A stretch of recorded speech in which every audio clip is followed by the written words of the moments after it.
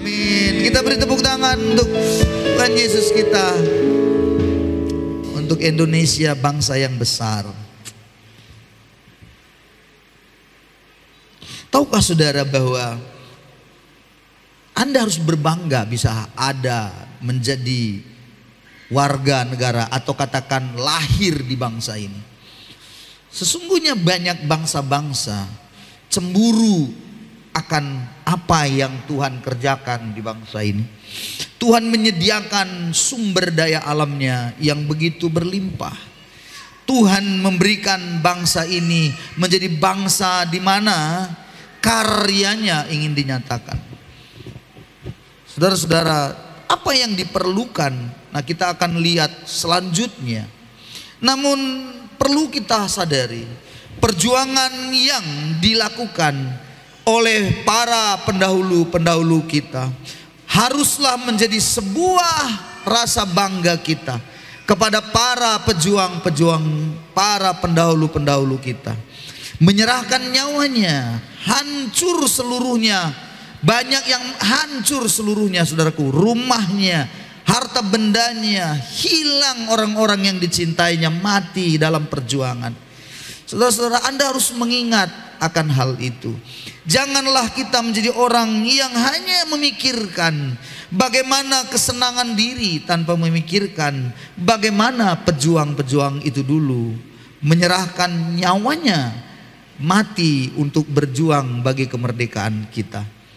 Bapak ibu saudara-saudaraku yang dikasihi Tuhan, seorang pernah berkata, atau kalimat bijak pernah saya dengar, bahwa sebuah bangsa yang besar adalah bangsa yang menghargai perjuangan para pahlawan-pahlawannya.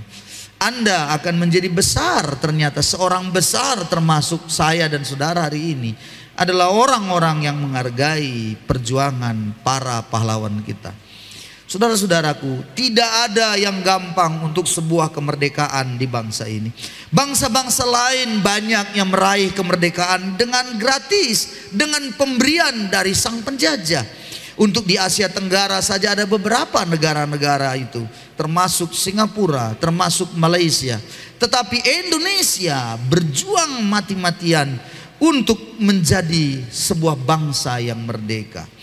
Saudara-saudaraku, perjuangan itu tidaklah menjadi perjuangan yang sia-sia jikalau saudara dan saya hari-hari ini menghargai dan segera mengisi kemerdekaan yang sudah kita peroleh. Tahukah Anda bahwa di dalam dunia kekristenan, dunia kerohanian maksud saya, bagaimana sebenarnya merdeka atau mati itu pilihan saudara dan saya. Merdekakah Anda, mau matikah Anda, itu pilihan kita. Dahulu kala para pejuang juga menetapkan pilihan antara merdeka atau mati. Merdeka atau mati itu berbicara bagaimana kelangsungan di masa depan. Merdeka atau mati itu berbicara bagaimana anak cucu di masa depan. Merdeka atau mati berbicara apa yang akan terjadi bagi kita, orang-orang yang masih tinggal ke depannya, yang kita kerjakan, dihargaikah atau tidak, tergantung dalam pilihan merdeka atau mati. Saudara-saudara, itu sebabnya para pendahulu kita berkata, lebih baik mati daripada tidak merdeka sama sekali. Itu disebabkan karena apa? Karena cintanya akan bangsa ini, rindunya akan anak cucunya, mereka itu semua akan bisa menghirup udara kebebasan dalam melakukan banyak hal. Orang yang dijajah pasti tidak akan pernah bisa tenang, tidak ada kesenangan, ketenangan dalam hidupnya, karena akan semua diatur, dikontrol, dan sampai segala sesuatunya itu hanya diperuntukkan kepada penjajah saja. Itu sebabnya para bapak-bapak pendahulu kita memikirkan dengan begitu rupa, lebih baik kita merdeka atau mati saja. Nah saudaraku, perjuangan yang begitu hebat luar biasa itu akhirnya berbuah sebuah kemenangan, kemerdekaan diproklamirkan 17 Agustus 1945. berdirilah sebuah bangsa yang disebut Indonesia. Sadarkah Anda bahwa kemerdekaan itu adalah sebuah perjuangan dan anugerah Tuhan juga untuk kita? Sadarkah saudara bahwa kemerdekaan yang diberikan Tuhan itu harusnya Anda hargai? Dengan sebuah kerinduan kita mengisi kemerdekaan ini. Banyak orang di dalam kehidupannya juga sebenarnya dia sedang dijajah oleh dosa. Hari ini kematian banyak orang sudah diambang pintu. Banyak orang sedang berada di dalam jurang kematian kekal. Mereka sedang berada di dalam sebuah kebingungan atau ketidakpastian hidup. Mereka akan mati, saudara-saudaraku. Dan saya beritahu pada saudara, kematian yang diterima itu bukan lagi kematian yang hanya kematian jasmani, tapi juga kematian secara rohani, kematian yang kekal. Alkitab berkatakan bahwa upah dosa adalah maut. Jadi kematian yang kekal ditanggung oleh setiap orang yang memang memilih untuk mati. Saya percaya tidak ada orang yang mau masuk neraka, saya yakin. Tetapi ada banyak orang pula yang menetapkan pilihannya karena ketidaktahuannya, sehingga dia memilih untuk mati saja. Sebenarnya banyak kan di dalam hati, pasti dia mau hidupnya itu menjadi hidup yang berarti. Saudaraku yang hari ini hadir di sini, pertanyaan itu kembali saya lemparkan, saya utarakan kepada saudara. Mana yang Anda pilih, merdeka atau mati? Mati di dalam kekekalan atau merdeka di dalam kerajaan surga? Di dalam Roma pasal yang ke-6, Roma pasal yang ke-6, coba perhatikan saudara-saudara, kita sama-sama lihat.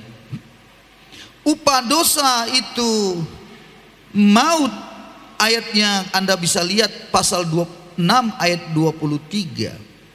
Upah dosa ialah maut, tetapi kasih karunia Allah hidup yang kekal dalam Kristus Yesus. Ada dua di situ pilihan. Anda maut, mati, atau Anda beroleh hidup. Di dalam kehidupan kita ada banyak pilihan. Andalah yang menetapkan pilihan itu. Jadi waktu Anda menetapkan pilihan, maka Anda harus tahu konsekuensi dari setiap pilihan Anda. Tidak ada sebuah pilihan tanpa sebuah konsekuensi. Itu sebabnya maut itu konsekuensinya adalah neraka. Itu akibat daripada dosa-dosa saudara dan saya. Kalau begitu, bagaimana menyelesaikan maut itu? Pertama dulu, kalau kita ada di dalam dosa, saudara-saudara, maka kita dijajah oleh dosa, berarti hukum dosa itulah yang berlaku pada kita. Hukum maut itulah yang berlaku pada kita. Ingat, setiap penjajah akan mengatur orang atau daerah jajahannya. Bahasa Alkitab bilang menjadi hamba. Siapa yang memberikan dirinya menjadi hamba bagi seseorang, dia akan menjadi budaknya. Orang itu akan menjadi budak. Siapa yang menjadi tuannya, itulah yang akan diturutinya. Kalau Anda dan saya hamba dosa, maka dosa itulah yang Anda akan turuti. Tidak ada yang lain. Sulit Anda keluar dari situ karena ada dosa yang melingkupi Anda.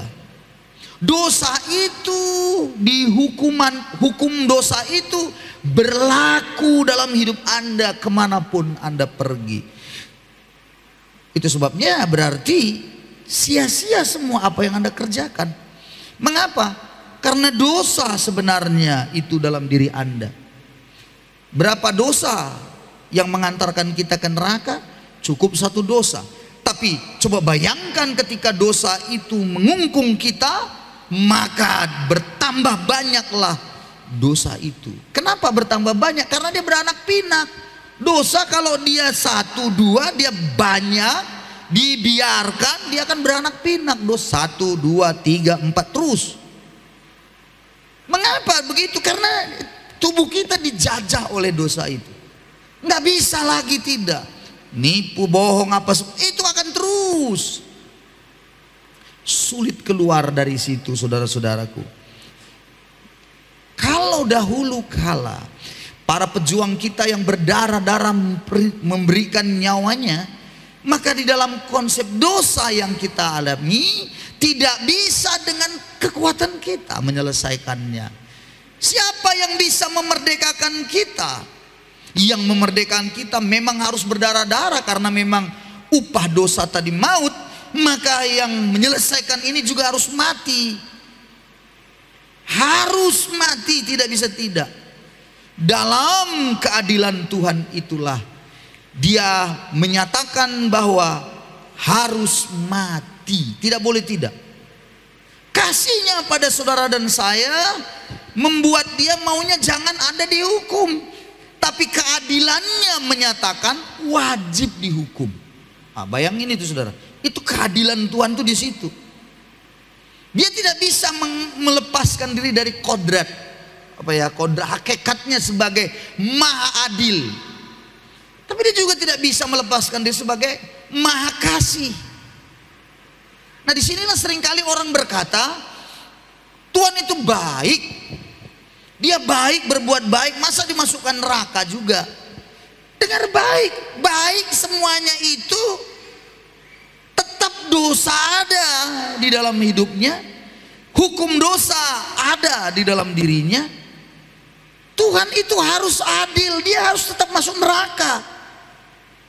Lalu bagaimana menyelesaikan hukum dosa, hukum maut itu yang merongrong dirinya?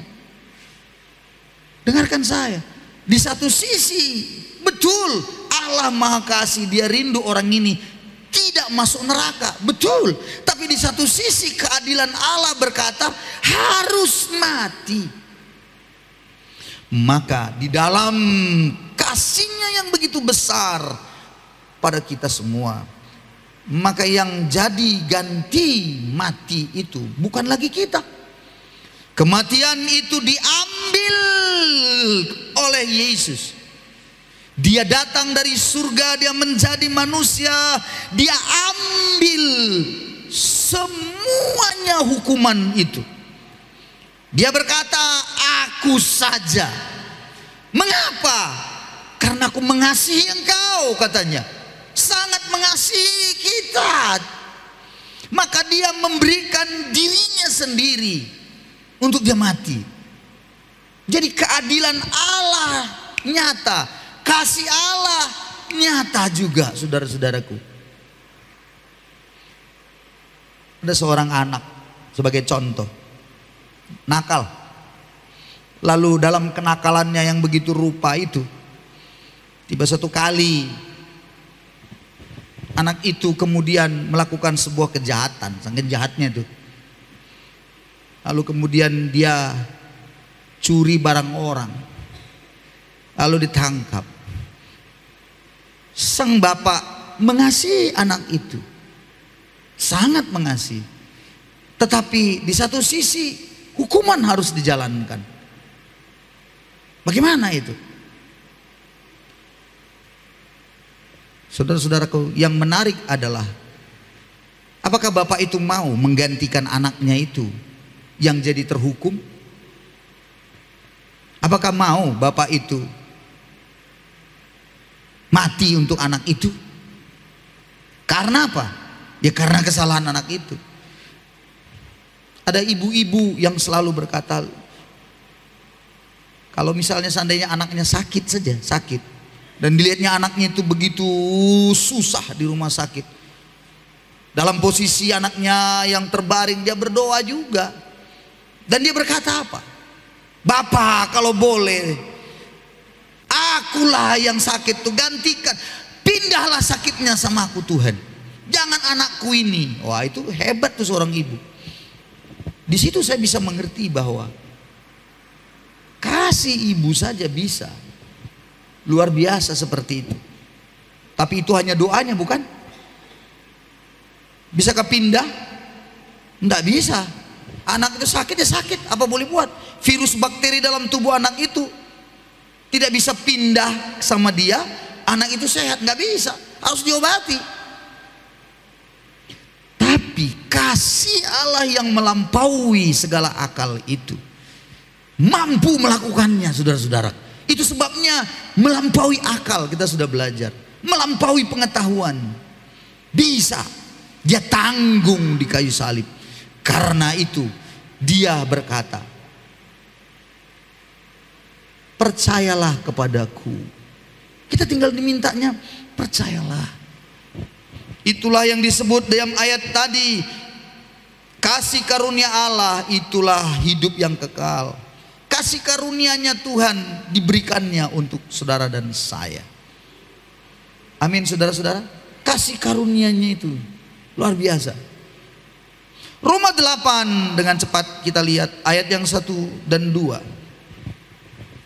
Demikianlah sekarang tidak ada penghukuman bagi mereka yang ada di dalam Kristus Yesus. Roh yang memberi hidup telah memerdekakan kamu dalam Kristus dari hukum dosa dan hukum maut. Haleluya. Kristuslah yang memerdekakan kita, memberi kemerdekaan sehingga kita tidak lagi mati, tidak lagi masuk dalam hukum dosa, tidak lagi masuk dalam hukum maut. Kalau dosa, hukum dosa itu, maka dosa terus, dosa terus. Baik pun kita anggap diri kita benar menurut kita, tapi dosa itu masih ada. Tuhan bilang semua kebaikan kita itu hanya seperti kain kotor di hadapannya, nggak ada artinya. Karena itu dosa itulah, maka kita menjadi orang yang tidak berharga. Karena dosa itu pula lah menjadikan kita menjadi orang yang tidak berarti. Tapi 2 Korintus 5 ayat 21 berkata, 2 Korintus 5:21, dia yang tidak mengenal dosa telah dibuatnya menjadi dosa karena kita, supaya dalam dia kita dibenarkan oleh Allah. Haleluya, amin saudaraku. Yesus tidak mengenal dosa, dibuat menjadi dosa supaya kita dibenarkan. Itu artinya kita dimerdekakan, saudara-saudaraku. Luar biasa, kemerdekaan diberikannya pada kita. Jadi kalau kamu mau sungguh-sungguh merdeka, Kristuslah yang memerdekakan engkau. Kata kitab Galatia pasal 5 ayat 1. Kristuslah yang memerdekakan saudara dan saya. Nah kalau begitu, kalau kita sudah keluar dan lepas dari hukum maut, kita bebas dari kematian itu, kita menetapkan pilihan untuk merdeka di dalam Kristus. Lalu setelah itu, apa yang harus kita lakukan? Nah ini sekarang pertanyaannya. Oke, Anda sadar Anda merdeka, yes. Tapi bagaimana kita meresponi kemerdekaan yang Tuhan sudah beri untuk kita itu, saudara-saudara? Oh saudaraku, Tuhan berkata, sama seperti ketika kita hamba dosa, maka seluruh tubuh kita itu kita gerakkan biasanya untuk perkara-perkara dosa. Tetapi begitu kita merdeka di dalam Kristus, kita dimerdekakan, maka seluruh tubuh kita harus menjadi hamba kebenaran. Karena kita sudah dibenarkan dalam Kristus, kita menjadi hamba kebenaran, hambanya Kristus. Tapi tadinya kita di sini hamba dosa, maka seluruh tubuh kita ini adalah hamba dosa. Maka semua yang kita lakukan itu dosa saja. Nah kemudian kita berbalik, kita menjadi hamba kebenaran. Jadi isilah hidup kita dengan apa, saudara? Dengan melakukan kebenaran dan kebenaran. Jadi kemerdekaan yang sudah kita peroleh hari ini isi dengan kebenaran dan kebenaran. Di dalam Roma 6 ayat yang ke-18 maksud saya. Kamu telah dimerdekakan dari dosa dan menjadi hamba kebenaran. Aku mengatakan hal ini secara manusia karena kelemahan kamu. Ayat 19. Sebab sama seperti kamu telah menyerahkan anggota-anggota tubuh menjadi hamba-hamba kecemaran dan kedurhakaan yang membawa kamu kepada kedurhakaan, demikian hal kamu sekarang harus menyerahkan anggota-anggota tubuh menjadi hamba kebenaran yang membawa kamu kepada pengudusan. Jadi saudara-saudara, waktu dulunya kita itu adalah hamba dosa. Seluruhnya kita gunakan untuk kecemaran dan dosa. Sekarang dimerdekakan dari dosa itu. Hukum dosa tidak lagi ada pada kita, tapi kebenaranlah yang ada pada kita. Kristus memerdekakan kita dari hukum dosa itu. Maka sekarang serahkanlah seluruh tubuh Anda untuk melakukan kebenaran. Begitulah caranya kita mengisi kemerdekaan yang Tuhan sudah beri bagi hidup kita. Amin saudaraku. Dalam Galatia 5 ayat yang pertama, ayat hafalan kita, disebutkan juga bagaimana kita di dalam dalam kitab Galatia 5 ayat 1 itu disampaikan, kalau kamu mau benar-benar merdeka, sungguh-sungguh merdeka, Kristuslah yang memerdekakan. Berdirilah tegap, karena itu berdiri teguh, dan jangan mau lagi dikenakan kuk perhambaan. Kuk perhambaan itu hamba apa? Hamba dosa. Jangan lagi. Lalu bagaimana caranya menjadi merdeka? Lalu bagaimana selanjutnya? Ayat 13, Galatia 5 ayat 13 berkata, baca lagi bersama-sama, 2, 3 ya. Saudara-saudara, memang kamu telah dipanggil untuk merdeka, tapi janganlah kamu mempergunakan kemerdekaan itu sebagai kesempatan untuk kehidupan dalam dosa, melainkan apa? Layanilah seorang akan yang lain oleh kasih. Jadi waktu kita mengisi kemerdekaan yang Tuhan sudah beri, maka kita mulai melayani seorang akan yang lain. Isilah kemerdekaanmu saudara-saudara yang Tuhan sudah beri. Isi, gunakan kemerdekaan yang Tuhan sudah beri. Jangan kau menjadi orang yang diam, apatis apalagi, sehingga Anda berpikir nggak ada gunanya, sama ajanya. Lalu berpikir bahwa nggak ada pun, sama aja. Di dalam Yesus dibilang untuk apa? Halo. Banyak orang yang sudah dimerdekakan oleh Kristus, yang sudah merdeka di dalam Kristus, tidak lagi mengerjakan keselamatan yang dia punya itu di dalam dirinya, sehingga dia memiliki rohani yang saya sebut mati suri. Mati suri, rohaninya mandek, tidak melakukan apa-apa. Cukup puas dengan datang, dengar, duduk, diam, lalu pulang, duit, lalu dungu. Cukup puas dengan berkata, saya Kristen. Halo, saya beritahu pada saudara, kekristenan yang sejati adalah kekristenan yang menggunakan kemerdekaan yang dari Kristus untuk hal-hal kebenaran. Itu kekristenan sejati. Kalau menjadi Kristen saja, banyak orang agama Kristen di luar sana. Tapi kekristenan yang sejati, dia sadar bahwa Yesus sudah memerdekakan dirinya, dan akhirnya dia gunakan kemerdekaan itu untuk menjadi hamba kebenaran, dan dia akan mulai melayani seorang akan yang lain. Saudara-saudaraku, jangan engkau diam. Dengarkan orang-orang di luar sana sangat membutuhkan. Apalagi hari-hari ini banyak orang ketakutan gara-gara gempa megatrust yang akan terjadi. Kalau gempa itu terjadi, diprediksi 30 meter tsunami-nya. Bayangkan kalau ini cuma 30 meter, bagaimana lagi di atas. Orang banyak ketakutan. Itu adalah, dengar, itu peluang kita memberitakan Injil. Mengapa? Karena semua pasti mati. Tidak ada orang yang tidak mati. Orang dicekam ketakutan. Daerah Mentawai, saudara-saudaraku, retakan patahan daripada tektonik itu sudah ada menuju Mentawai. Ya pasti kita juga yang ada di Nias kena juga imbasnya, pasti goyangannya pasti. Diprediksi 8,9, 8,9, dan yang paling ngeri ini tsunami-nya ini. Di Jawa, Selat Sunda orang udah ketakutan sekali. Daerah Banten apa disapu itu nantinya, Lampung semua kayaknya disapu. Itu prediksi BMKG, itu prediksi para ahli. Dan Anda tahu di sana yang paling mengerikan situ ada palung laut terdalam, kalau nggak salah nomor 2 atau nomor 3, palung laut. Tahu artinya palung?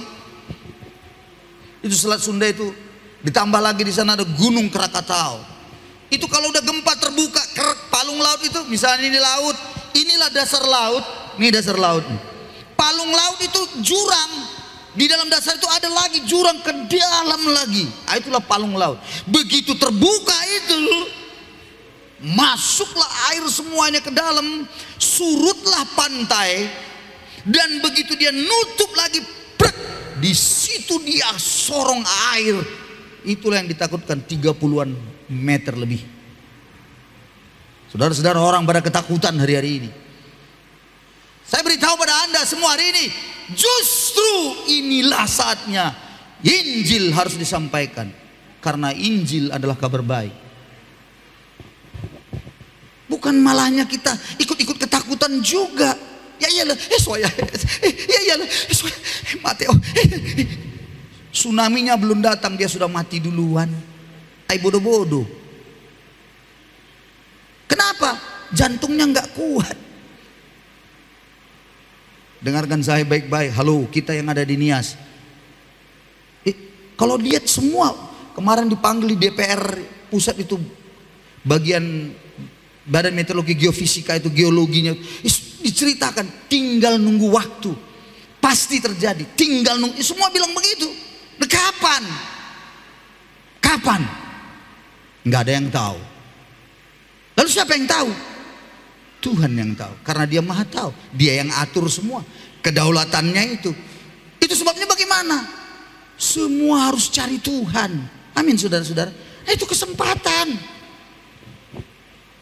Kesempatan besar untuk kita. Apa yang terjadi di gempa di Jepang itu semua, itu ternyata dalam ilmunya kegempaan berkata bahwa itu ada hubungannya nanti dengan kegempaan yang ada di Indonesia. Karena itu satu ring katanya, satu jalur. Saudara-saudaraku, ingatlah, harusnya kita lebih takut di dalam kematian kita secara rohani, mati di dalam mati maut maksudnya.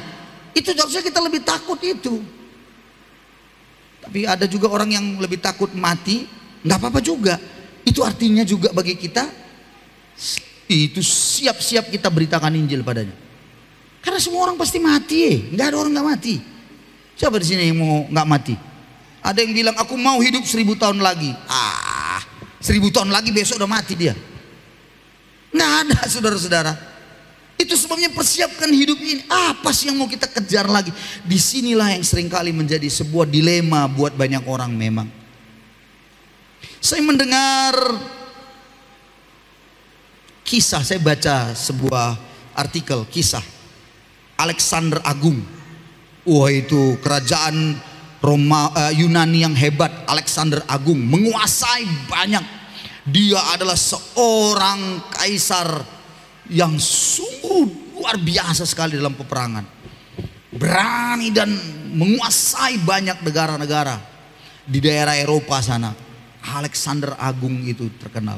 Tapi pada waktu dia mati, benar tidaknya saya tidak tahu ya, tapi artikel itu memberikan saya sebuah pengertian yang sungguh meyakinkan saya bahwa betapa kita memang harus di dalam Tuhan hidup ini. Pencapaian Alexander Agung itu sungguh dahsyat. Tapi waktu dia sakit, dia pulang menang perang, tapi dia pulang kemudian dia mengalami sakit. Artikel itu berkata, dia pulang sakit dan dipanggil semua tabib dokter di seluruh kerajaan, jajahannya apa semua untuk bisa mengobati. Semuanya bilang tidak ada lagi obatnya, dia pasti mati. Dalam matinya dia mau mati, apa yang terjadi? Dia berkata 3 permintaannya kepada para pemimpin-pemimpin yang ada dalam kerajaan di bawah dia itu. Dia minta 3. Yang pertama, kalau aku ini katanya akan mati ini, yang pertama yang harusnya mengantar dia punya peti mati itu, yang mengantar itu adalah para tabib-tabib, dokter-dokter itu. Dan katanya lagi, waktu yang kedua, waktu diantarkan tabib itu, waktu diantarkan peti matinya, dia minta semua emas peraknya yang sudah dia peroleh ditaburkan sepanjang jalan menuju ke kuburannya. Dan yang terakhir, kalau dia mati, dia berharap peti matinya ditutup tapi tangannya yang keluar. Lalu ditanya, kenapa? Kenapa mesti begitu? Lagu permintaan daripada Alexander Agung. Dia berkata, ternyata hidupku baru aku ngerti di saat-saat ini, bahwa ternyata kalau aku mati, semuanya itu kutinggalkan. Dan kalau bisa dikatakan dokter yang hebat, ternyata tidak ada yang selalu menjanjikan bisa sembuh, bisa sehat, umurmu panjang segala macam, ternyata bohong semua itu katanya. Dan biarlah mereka yang mengantarkan mayatku, ditaruh aku di peti mati, bawa, dia yang bawa. Lalu yang kedua, kenapa dilemparkan semuanya itu emas perak yang kau punya itu sepanjang jalan? Karena dia bilang, ternyata dulu yang kuanggap hebat luar biasa diriku, aku memiliki segalanya. Setelah sekarang menjelang hari matiku, baru aku sadar bahwa semuanya tidak kubawa serta. Dan disuruhnya semuanya ditaruh, semuanya di pinggir jalan. Biarin aja orang ngambilin, gak peduli. Pokoknya dia kan udah gak tahu lagi di dalam itu. Saudara-saudaraku, ternyata kematian seorang besar, jenderal yang hebat, kaisar atau sebutan apa saja baginya, karena dia seorang pemimpin luar biasa, ternyata maut tidak bisa ditaklukkannya. Negara-negara jajahan, bangsa-bangsa lain, daerah-daerah lain bisa ditaklukkan, dosa tidak bisa ditaklukkannya. Saudara-saudara, banyak pun engkau punya pencapaian besar dan semakin tinggi pun jabatan yang kau miliki, dosamu tidak akan pernah bisa kau selesaikan. Kemerdekaan dari dosa hanya melalui Kristus, tidak ada yang lain. Itu sebabnya saudara-saudara, Anda harus bersyukur untuk kemerdekaan yang Tuhan beri. Itu sebabnya pula untuk kita yang hari ini ulang tahun 79 bagi bangsa ini, saya mengingatkan saudara yang sudah diberikan luar biasa perjuangan, maksud saya dari perjuangan para pahlawan itu, sehingga kita bisa merdeka. Anda harus mengisi kemerdekaan ini. Dengan cara apa? Halo, semuanya kita kerja keras, sungguh-sungguh bekerja. Kalau kau di pekerjaanmu sebagai ASN, sungguh-sungguh kau sebagai pegawai negeri yang baik, sebagai guru, sungguh-sungguh kau mengajar. Mengapa? Karena kau sedang mengisi kemerdekaan yang sudah diberikan, sudah diberikan, wariskan oleh para pahlawan kita itu. Luar biasa. Jadi saudara-saudaraku, tidak ada santai sebenarnya. Sekarang ada sebuah hal yang memang fenomena sedang terjadi. Saya juga bingung, tapi ya begitulah yang sedang terjadi di bangsa ini. Dalam 10-15 tahun belakangan ini, saya menemukan semakin maraknya yang disebut dengan politikus-politikus, orang-orang yang katanya berjalan di dalam politik. Mengherankan sekali, itu selalu dipenuhi hanya dengan orang-orang kaya yang banyak uangnya, tidak dengan orang-orang yang pintar dan cerdas lagi. Mengapa demikian? Mohon maaf ya saudara, karena kejahatan kita. Karena kalau untuk mau masuk menjadi seorang pemimpin atau calon legislatif saja, otak kita berpikir berapa banyak uang yang bisa kudapat. 300.000 sama saya satu hari, 5 tahun samamu. 600.000 sama aku, berapa miliar samamu. Makanya kasih saja sama aku. Jahatnya luar biasa. Makanya gak heran yang duduk itu banyakkan orang-orang kaya. Maaf ya saudara, narkobaan ada di situ. Duduk Tidak lagi orang-orang yang jujur, yang sudah integritasnya ada. Koruptor ada di situ. Itu sebabnya saya berpikir Indonesia memang sudah merdeka, tapi belum merdeka dari korupsi. Bagian siapa itu? Bagian kita harus mengubahnya. Caranya gimana, Pak? Jangan lagi kita menambahi itu dalam hidup ini.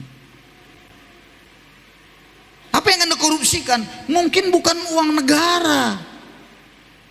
Apa yang Anda korupsikan? Banyak uang-uang yang lain yang bisa Anda korupsikan. Di dalam kehidupan bermasyarakat, berorganisasi, terjadi banyak hal. Saudara-saudara, ini sebentar lagi, ini pilkada lagi, sebentar lagi nih. Saya tuh geleng-geleng kepala lagi kalau pada akhirnya nanti yang banyak duit lah yang duduk, yang banyak uangnya. Ngeri. Makanya nggak heran ketika bicara tentang rakyat, yang duduk di legislatif itu bicara tentang rakyat, bengang-bengung saja. Yang penting buat dia uang masuk, tidak lagi dipikirkannya gimana keadaan kota. Tidak lagi dipikirkannya keadaan bagaimana daerahnya. Karena yang duduk sudah ingin berpikir bagaimana mengembalikan uang yang dulu pernah kutaburkan kepada banyak orang. 10-15 tahun ini makin parah, makin ngeri. Ngeri. Itulah kondisi di bangsa ini sekarang ini.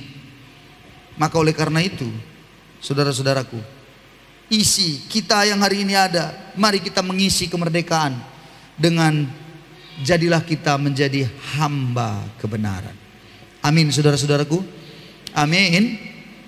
Ya, Indonesia sudah merdeka, tapi belum bisa merdeka dari kemiskinan. Kita belum merdeka dari korupsi, belum merdeka dari banyaknya pungli di mana-mana, belum merdeka dari narkotika, narkoba, belum merdeka dari judi online. Halo, ada ini bapak-bapak juga judi online. Dan saya baru mendengar juga ternyata mama-mama pun sudah punya kelasnya tersendiri judi online. Aduh, aku habis aku nengoknya. Ternyata mama-mama pun bisa lebih hebat juga judi online. Oh Tuhan tolong. Itu sebabnya kemarin itu Bapak Presiden Jokowi mencanangkan itu pemberantasan judi online. Selidik punya selidik, selidik punya selidik, ternyata aduh, kita tahu di media massa ada tokoh di balik itu semuanya. Sebenarnya dengar baik, bisa diberantas dengan cepat. Tapi kenapa susah jadinya? Karena sudah seperti lingkaran setan semua di dalam tuh. Saudara-saudara, nggak mungkin nggak tahu. Intelijen kita yang begitu canggih, dunia mengakui, tidak mungkin tidak tahu. Tapi memang Anda dan saya sudah mengerti apa yang permainan-permainan dilakukan sehingga menjadi sulit. Itu artinya kita perlu berdoa sungguh-sungguh. Untuk pemerintahan nanti yang baru bulan 10 akan dilantik presiden yang baru dan wakil presiden. Doa kita harus makin dinaikkan. Karena bangsa ini nasibnya, ada seorang pendoa bilang begini, dengar baik, nasib bangsa ini tergantung dari pendoanya. Hah, waktu saya dengar itu lama saya merenung, baru saya ngerti, ya betul juga, nasib bangsa ini tergantung dari para pendoanya. Artinya apa? Berapa banyak yang berdoa untuk bangsa ini? Berapa banyak yang mengerang dan berkata kepada Tuhan, Tuhan lihat bangsa ini, Tuhan pandanglah ini. Bagaimana kami mengerang biar Tuhan turun tangan, Tuhan mengubahkan. Dan Tuhan menyingkirkan semua para koruptor itu. Tuhan menyingkirkan semua para yang mengawal narkotika kemana-mana itu semua tuh. Aparat-aparat yang jahat itu. Biar Tuhan yang jungkir balikkan, bukan kita. Dengan cara Tuhan, dibongkarkah itu, matikah dia dibuat Tuhan, atau bagaimana cara Tuhan, itu urusan Tuhan. Tapi bagian kita, mari kita berdoa untuk bangsa ini. Saya mengajak saudara hari ini di ulang tahun Indonesia yang ke-79, perbanyaklah doa Anda, perbanyaklah puasa Anda, perbanyaklah saudara-saudaraku. Karena bangsa ini membutuhkan doa-doa kita. Amin saudaraku. Amin saudara-saudara. Ya, membutuhkan doa-doa kita. Jadi kalau ada yang bilang, apa peranan bangsa, mohon maaf, apa peranan orang Kristen yang ada di Gunung Sitoli ini? Apa peranan jemaat gereja Kristen Baitani, Growing Impacting Community ini untuk Indonesia? Peranan yang paling penting utama adalah mendoakan pemimpin-pemimpin kita. Bangsa ini membutuhkan doa-doa kita. Kita tidak bisa ke sana ke istana, tapi doa kita pasti sampai ke istana. Amin saudaraku. Kita tidak bisa berbicara berkata-kata ke istana, tapi doa-doa kita sanggup berbicara di istana. Itu sebabnya jangan kau berhenti berdoa. Saya mendapati dalam diri saya, dalam batin saya, ada banyak yang mulai undur berdoa. Mengapa sudah undur berdoa? Karena berpikir, untuk apa saya berdoa untuk bangsa ini? Gak ada gunanya, begini-begini sajanya hidup saya. Betul saudara-saudara, kita tidak melihat hasilnya. Betul kita tidak tahu bagaimana kondisinya. Tapi bukankah Alkitab memberikan sebuah arahan? Bertekunlah dalam doa, tetaplah berdoa, walaupun mungkin kita belum lihat hasilnya. Jadi doa itu menjadi sebuah hal yang sangat penting bagi kita semua. Naikkan doa-doa saudara, dan ingatlah bangsa ini membutuhkan doa-doa kita. Saya rasa itu kebenaran yang hari ini saya mau sampaikan. Isilah kemerdekaan ini. Jadilah Anda menjadi hamba kebenaran. Layanilah satu dengan yang lain dalam kasih. Dan berdoalah sungguh-sungguh untuk segala sesuatu yang ada di dalamnya. Tuhan memberkati kita semuanya. Ya, pandanglah Indonesia ini, bangsa yang besar. 17.000 kurang lebih pulau-pulau besar dan kecil, dengan ribuan suku bangsanya. Oh saudara-saudara, banyak bangsa iri, bangsa-bangsa iri dengan Indonesia. Dengarkan saya, Afghanistan, Pakistan, Anda tahu satu bahasanya semua, satu dari rumpunnya, tapi porak-poranda, perang terus, perang saudara terus, ribut terus. Tapi Indonesia ribuan suku bangsa, ribuan suku-suku, dialek sukunya, bahasa sukunya, tapi disatukan dalam sebuah bingkai Bhinneka Tunggal Ika. Itu sebuah hal yang istimewa. Banyak negara iri saudara-saudara, iri.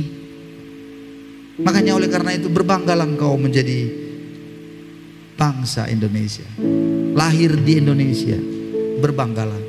Cuman sekarang pertanyaannya, kau lahir dan besar di bangsa ini, cari makan kau bekerja di bangsa ini, menjadi kaya dan kau punya harta di bangsa ini. Tapi pertanyaannya, adakah bangsa ini di hatimu? Itu menjadi pertanyaan besar hari ini. Kau cari makan di bangsa ini, kaya kau, banyak hartamu, ntar lagi kau beli lagi tanahmu, kau ganti mobilmu lagi. Bukankah itu hasil dari kemerdekaan yang sudah diperoleh? Pertanyaan sekarang, adakah Indonesia di bangsa hatimu hari ini? Adakah bangsa ini di hatimu? Mari kita datang kepada Tuhan,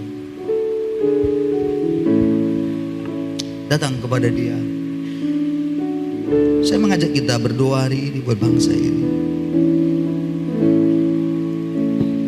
Dengarkan baik-baik. Bangsa ini membutuhkan engkau. Untuk apa?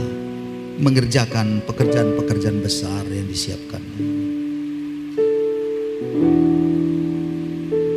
Oh Tuhan, tanah air ku tidak kulupakan, kan terkenang selama hidupku. Biarpun saya pergi jauh, tidak akan hilang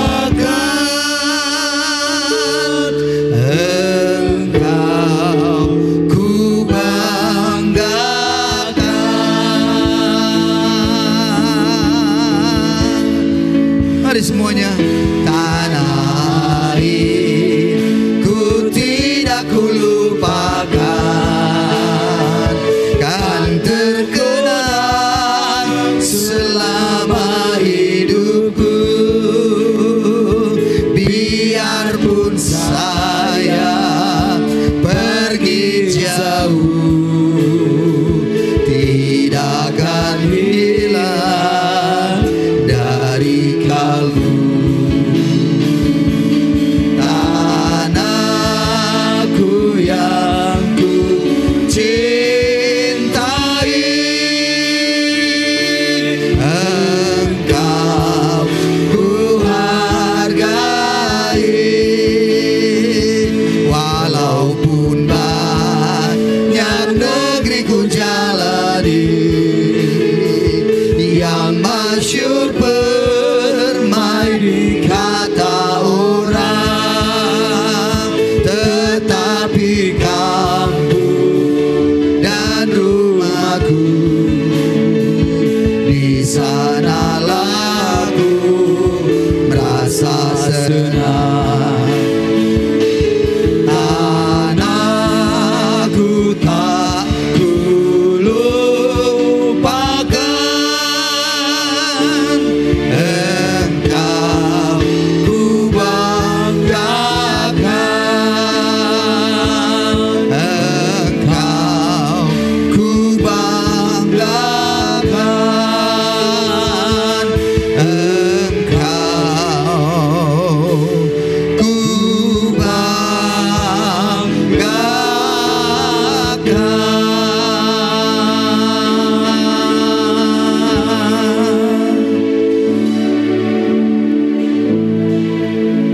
Tundukkan kepala sejenak, berdoa untuk bangsa ini. Kita ada di bangsa ini. Adakah bangsa ini di hati kita hari ini? Sebuah ajakan bagi kita semua untuk kita berdoa baik-baik dan sungguh-sungguh bahwa Indonesia ada di dalam rencana Tuhan. Indonesia berada di dalam genggamannya. Kami rindu hari ini Tuhan, Indonesia mengalami sebuah kemajuan yang lebih lagi. Pemerintahan yang baru akan segera dilantik. Tuhan, kami hanya mengandalkan dan berharap padamu sungguh-sungguh. Biarlah Tuhan bekerja untuk pemimpin yang baru ini. Kami rindukan Tuhan bekerja menjamah hati mereka semua. Roh takut akan Tuhan ada pada mereka.